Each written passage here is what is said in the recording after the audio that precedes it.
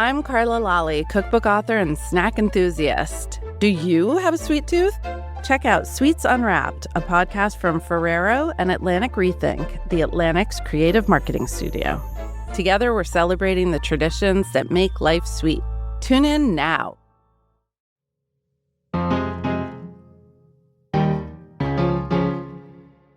The Republican assault on James Talarico, who's running for a Senate seat as a Democrat in Texas, has been comically trolly. He goes by a few names that you may all have heard of. Some people know him as Tofu Talarico. Some people call him Six-Gender Jimmy. I've even heard some people call him James Talarico. And others refer to him simply as Low T Talarico. So they're essentially trying to prosecute this case that James Talarico is, take your pick, any one of these, secretly a woman, transgender, gay, low T, a paedophile, a groomer, just deeply unsettlingly weird, a man-child. This is Atlantic staff writer Helen Lewis. She wrote the June cover story, The Men Who Want Women to Be Quiet. I think that's probably just about covered it. It's not a subtle campaign against him. On Fox News recently, White House senior advisor Stephen Miller took the stand-up route. Well, first of all, I think it is very bold, one could even say brave, courageous, that the Democratic Party would choose Texas, of all places, to nominate their first transgender Senate candidate, who's clearly transitioning into a female. I mean, it is the day that comedy died in many ways. When Talarico goes in for a blood test, when he gets a physical, blood doesn't come out, instead soy milk comes out. The whole premise is, as Miller puts it, Texas wants a real man.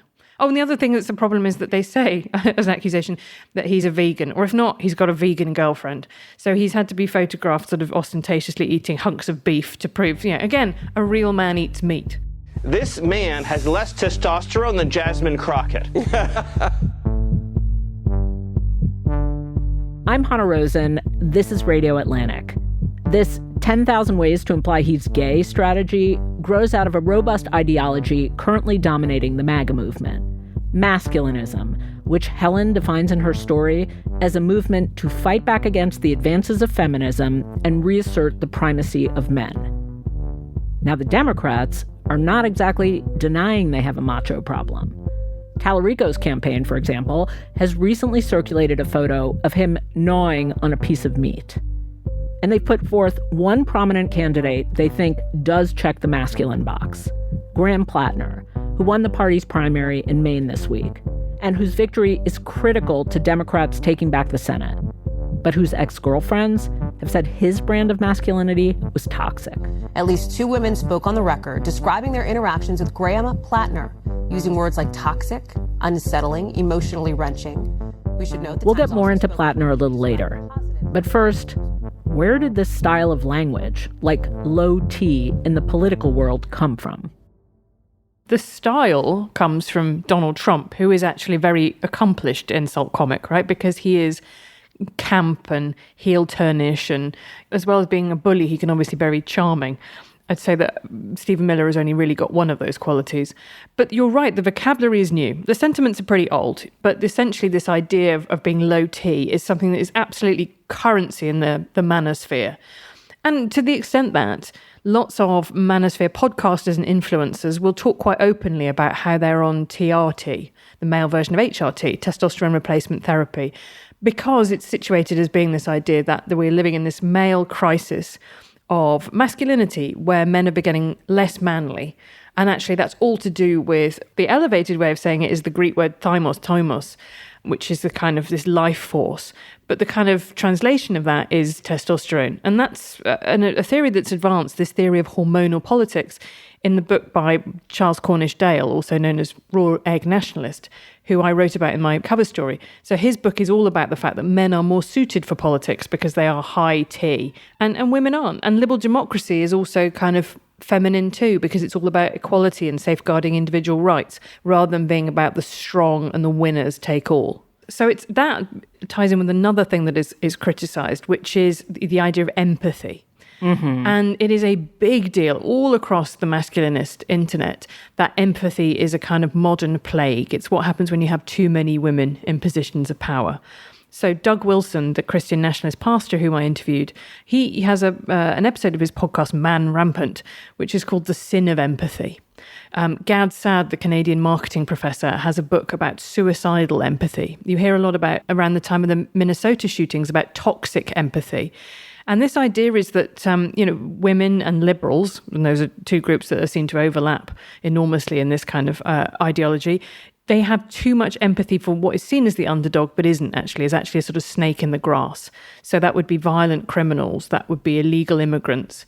That would be people who really need to kind of be kept in their place and instead are indulged, essentially, by women and liberals. Mm-hmm. So this is actually a genuine debate about the nature of Christianity. Like, what do we know about Talarico's brand of Christianity? It's the opposite of this. Or the idea of Jesus, let's say. Like, what's the vision of Jesus in each of these kinds of religious visions? Yeah, and it's something that I really appreciated going into writing this story. So my background is Catholic. My dad is a deacon in the Catholic Church. My mum was a religious studies teacher until she retired. So I grew up in an English Catholic tradition, which was very much about Jesus, the meek and merciful, suffer the little children to come unto me. And so the kind of muscular American evangelical Christianity that you find in the masculinists is very alien to me. It's very different. It's much more Rambo, John Wayne Jesus. And so that's coming into contact also with Talarico, who is a member of a notably progressive church in Austin. And so this is another geographic argument too, right? Austin often described as the blueberry in the Red Sea or whatever, red yogurt, whatever it might be. But the idea that Austin isn't really Texas, and therefore James Talarico's Christianity isn't really Christianity, and therefore James Talarico isn't really a man, and he isn't really a Christian. There's so many deep questions of identity here. But, probably his first line of his obituary, certainly his political obituary if he loses, will be the fact that he stood up in a debate a couple of years ago and said that, God is non-binary. Right. And beyond that, you hear people like Ali Beth Stuckey or Ben Shapiro talking about the fact that, actually, hang on, this is a patriarchal religion, and they'd like it to be recognized as that. Ali Beth Stuckey said, look, it's all the way through. It's God the Father, God the Father. Mm-hmm. And so that's the other thing that's very challenging about Talarico, is that he's got a progressive version of Christianity that they dislike as much as his progressive politics per se. Mm-hmm. I mean, on the one hand, the things you're describing have been around in the U.S. forever. The Southern Baptists have been debating for decades whether women can have any position of leadership, and generally their answer has been no. On the other hand, as you talked about in your cover story, there is something new about masculinism right now and the role it's playing. What is new? I think this aggressive focus on hormones is a particularly new part of it, as is the obsession, and this isn't new, but it has become more acute, the obsession with birth rates. Mm-hmm. So this is woven into, then again, another argument about immigration and about the great replacement and about white identity. Mm-hmm. So the way that this has become turbocharged is you get this lens where the culprit is feminism, because feminism has made women want to go to college. It's made them want to have careers. It's made them delay childbearing. It's made them, in some cases, decide that they can have a very happy life without having any children. And this is taken as a sort of betrayal of the white race, essentially, that you are instead having to bring over people from other cultures, other countries, or something Elon Musk has spoken about a lot, which is the kind of death of civilization itself. Yeah. So feminism is to them, and this sounds hyperbolic, but this is the argument that's essentially being made, destroying the world. Yeah. Well, we all know that's true.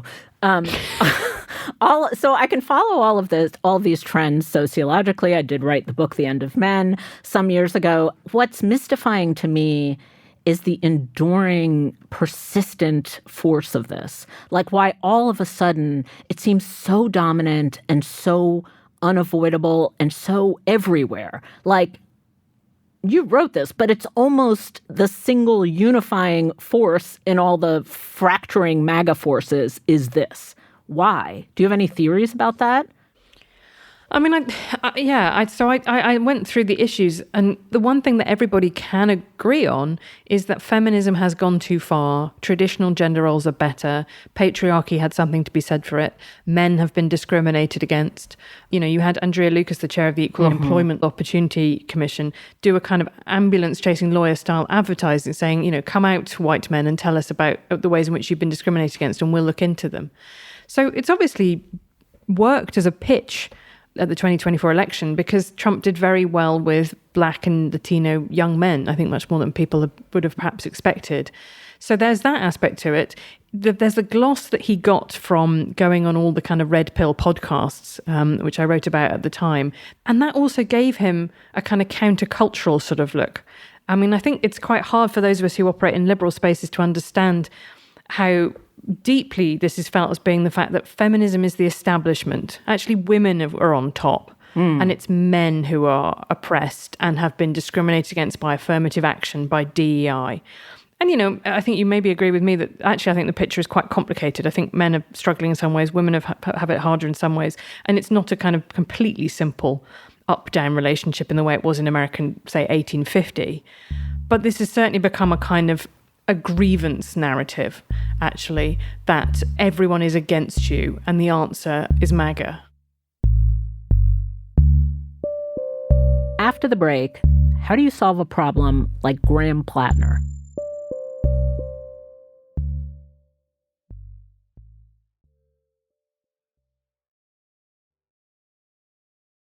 Lighting is incredibly powerful because it reaches places that we can't see.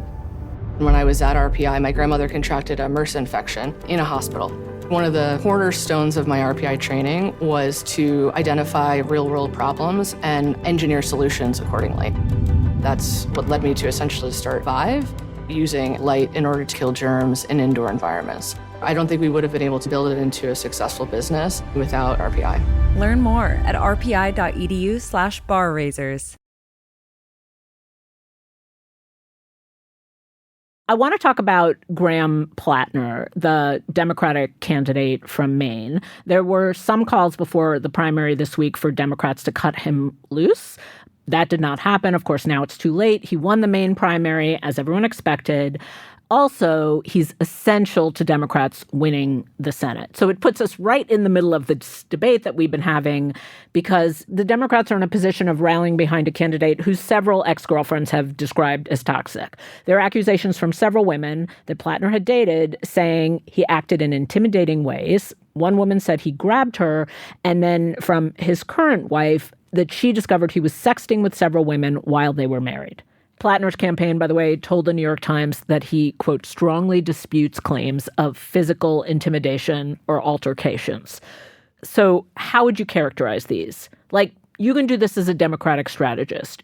You're faced with this candidate who has this toxic label. What do you do? I mean, I personally would have cut him loose because I would not be at all confident that this was the end. I mean, People don't change. No, I don't think that's entirely true. But I just think that everything that we've heard about him suggests that he's somebody who has both struggled with really personal demons, which I have a great deal of sympathy for, particularly after his service in Iraq, but also that he has consistently treated women in a really appalling way. And I think that is a character issue for me. And the other thing that, from everything that I've been reading, Maine is a blue state, and Susan Collins has clung on through, successive blue waves in that state. But the key demographic, as I understand it, is that she has kind of traded on is older women, women over 45, and those would be exactly the people I would think would be most sensitive to these Graham Platner allegations. We know that Republicans generally have recently underperformed among women, so there's a cost to racking up the scoreboard with young guys who really, like the machismo, and it's that some women think, that's really not for me. And if, it is going to be the world's biggest recrimination fest if in 2 weeks' time another ex-girlfriend comes out, or it turns out that he's cheating on his current wife. And so you can see this situation in which lots of Dems are sitting on their hands because they really don't feel a level of confidence about him. Yeah. And that has moved a race that should have been a triumphant pickup for the Dems into one that people just feel intensely nervous about. Yeah. Here's where it gets even more tricky. Platner himself seems to be taking the line, yes, I was an angry young man. I am very flawed, but now I work every day to be kinder. The reason I say this is tricky is because it's almost like he's finding a way to turn these allegations of toxicity into an advantage. Like appealing to angry young men. It's like he's finding a line to slide through that. Well, there was a report, and I don't know whether or not it's checked out. We'll have to wait for the filings, I guess, that donations to him had spiked after the New York Times story reporting. Not surprised. I am not surprised. That's the problem, is like, we're debating these things as character flaws, but, and again, this is hard to talk about, but they could actually be an advantage. Like, they could appeal to some people. Yeah, they could appeal to people who think, God, who hasn't got a few skeletons in their closet? And they could also appeal to people who think this is the establishment trying to take him down. But do they up his masculinity points? That's the part that's hard to talk about. Does it actually make him more appealing because of this atmosphere you described? I don't think that's impossible. I mean, Gavin Newsom, the governor of California, whom I profiled earlier this year, he has a track record between his first and second marriages. You know, he had a slightly checkered dating history, not in a Platner sense, more in the sense of he dated a teenager.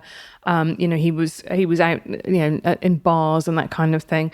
You know, and the breakdown of the first marriage was quite messy. And what people would kind of say to me was, that's alpha dog energy. Yes. There was variations of that. Right. And which, again, was Donald Trump's defense for the grab him by the pussy, right? It's locker room talk. This is what all men are like. Exactly. And, you know, and you hear a lot of men go, well, I'm not like that. I've actually found that quite offensive. But you hear other men who go, that is what men are like. Boys will be boys, right? That's the kind of phrase that sums it up, I think. Right. So there's this underground way in which he becomes more appealing. How have women in the Democratic Party reacted or responded to him?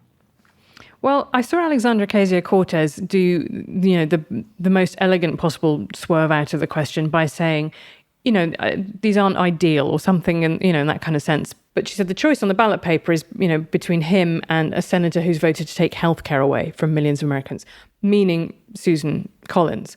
So, I mean, I just think about all of this stuff. You know, the decline of the referee in American life, the decline of arbiters who everybody believes in, you know, the decline of a belief in that there's a court system that treats everybody fairly has been so marked. And I think that this is, post-Me Too, this is really bad for women, that essentially all allegations are no longer judged on their merit, if they ever were, but in terms of the team. Like, how does this affect our team, essentially? Like, it's become purely strategic, because what you said about AOC, it does kind of make it does make some sense to me, because essentially what she's doing is she's acknowledging, like, I'm not turning a blind eye. I don't love this, but we can accept this because there's a greater good, which is our team needs to win. Yeah, I think it's intellectually honest to say he isn't perfect. However, if you asked me, would I rather have him or his opponent, I'm picking him. And that's the thing that people are often very reluctant to say. But that is essentially the premise of every election. Unless you are an absolutely mustard-keen partisan, personal friend of the candidate involved, quite a lot of voters look at them and they go, yeah, you're not great, but you'll do. So I don't think that we should be kind of down on the idea you pick the least worst option. Yeah. That's now that he's confirmed as the candidate, that is the choice in Maine. And if you want that a Democrat vote in the Senate, as she obviously does, then that is your option, is putting up with it. Right. And I guess the heartache for feminism is that toxicity towards women is allowed to go under the vague umbrella of flawed without looking too closely at it, whereas other things like racism would not be allowed to go under that vague umbrella of flawed. Well, but then again, you know, in other sense, I mean, in the case of Donald Trump, it certainly has been, right? That's There's true, a lot actually. of people who will say, yes, he did say that Mexicans were rapists, but the thing is, woke went too far, or, you know, but we have to close the southern border. And it's always uncomfortable making people admit what things they're prepared to excuse in the service of a candidate that they're otherwise prepared to back. But that, you know, that is how elections work. What I mean about Platner and the kind of team side of it is that almost as soon as the New York Times published those allegations against him, it became a very big talking point that one of the main accusers was a conservative, had been involved in conservative groups around defending Brett Kavanaugh, for example. And the idea was, well, hang on a minute, this is a political hit job. And that's not, again, unfortunately, this does have to be part of the conversation. Tara Reid, if you might remember from 2020, was puffed up as the big accuser of Joe Biden and him with sexual impropriety, is, I believe, now living in Russia. You know, the New York Times looked very thoroughly into her claims, couldn't really substantiate them, and now she's living in Russia. So I don't have to have particularly my tinfoil hat on to think that those ones were a bit fishy. But it was quite sad to see Democrats who make a big point of being about the party that supports women, that's interested in feminism, so many people, particularly from the progressives, resort instantly to this is a political hit job. Yeah. And that is the oldest thing that happens to every accuser. There's always something wrong with them that means that she can't be believed. And this was the particular reason for them. Well, she can't be believed. She's a conservative. Yeah. All right. Pulling out of the political dynamics to the cultural values, one thing I can't settle on is, like, what exactly are these man values we're supposed to admire? Like in the right-wing press, for example, they're always emphasizing that Platner was not, in fact, a real oyster farmer, as he claimed, that he made most of his money from disability payments, took $200,000 from his dad. And there's something persuasive there. Like, at least it makes me wonder, even if we do accept that there is such a thing as masculine values, what are they? Like, we used to think they were working hard, self-sufficiency, those kinds of things. But is there some consensus about, even if the Democrats and Republicans both accept that masculine values are important, is there consensus about what they're supposed to be? I think the one place there is consensus is that being a man is different to being a boy. Mm-hmm. And that's a point of kind of overlap. Josh Barrow, who wrote a very good Substack post about both John Fetterman, the senator from Pennsylvania, who's become very much a wild card, shall we say, and Graham Platner, saying that both of them were essentially kind of low conscientiousness, overgrown adolescents. You know, they were chaotic people. They didn't take responsibility for themselves. And I think that is something that you would hear on both the right and left, is that a positive masculinity ought to be about being a grown-up. I think there's bits of MAGA that have let it slide, you know, that actually the point is you can kind of dog around or you can cheat at stuff and you should be let off. Mm-hmm. But I think the two models, you know, there's the dominance model of masculinity, which is very popular on the right. And then the kind of, you know, there's the left-wing version of it, which I think they would describe as the sort of soy boy model, which is the kind of equality version of it. There could also be a positive version of that, which is on the left, which is the protector model of masculinity. I'm strong, so I look after the weak, you know? And I think that's the bit that if I were a democratic strategist, which would be the worst job in the world for me possible, I would say lean into that. You know, the idea about being strong is it means that you have a duty and a responsibility to look after people who aren't strong, not to dominate them and bully them into doing what you want. Yeah. I guess what I'm trying to get clarity on is if we're going to accept that there are masculine values, what should the masculine value be? I think strength and discipline yoked to each other. And I think actually American politics generally, and British politics to be fair, could do a little bit more discipline. You know, the idea that you don't actually always do what you want, the idea that you do make sacrifices, the idea that, you know, yes, so you could make a lot of money flogging a dodgy crypto scheme, but you've chosen not to. And that doesn't make you a sucker. That makes you somebody with principles and morals. And so, you know, in the same way that, yeah, you know, you can have military discipline or you can have the discipline that's getting, you know, 3 kids under 5 out of the house in the morning. Right. These are accessible by both sexes, but the idea that the more strength you have, the more duty you have to harness that strength and put it to use in ways that are pro-social and benefit people around you rather than selfishly benefiting yourself. Well, Helen, thank you so much. I really appreciate your filter on recent political events. Thank you. No worries. This episode of Radio Atlantic was produced by Janae West. It was edited by Kevin Townsend. Hisela Salim Pajer fact-checked. Rob Smerciak engineered and provided original music. We also had music from Breakmaster Cylinder. Claudine Abade is the executive producer of Atlantic Audio, and Andrea Valdez is our managing editor. Listeners, if you enjoy the show, you can support our work and the work of all Atlantic journalists when you subscribe to The Atlantic at theatlantic.com/listener. I'm Hannah Rosen. Thank you for listening.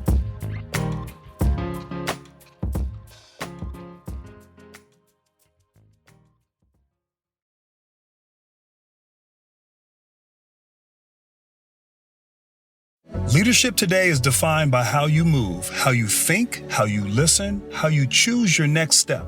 The Drive to Lead, a new series from Range Rover and Atlantic Rethink, explores how influential minds across industries shape the moment with intention and clarity. From sports entrepreneurs to beauty brand founders, join me, Grant Hill, and others for a deep look at what it means to be a thought leader today. Watch the films at theatlantic.com/drive to lead.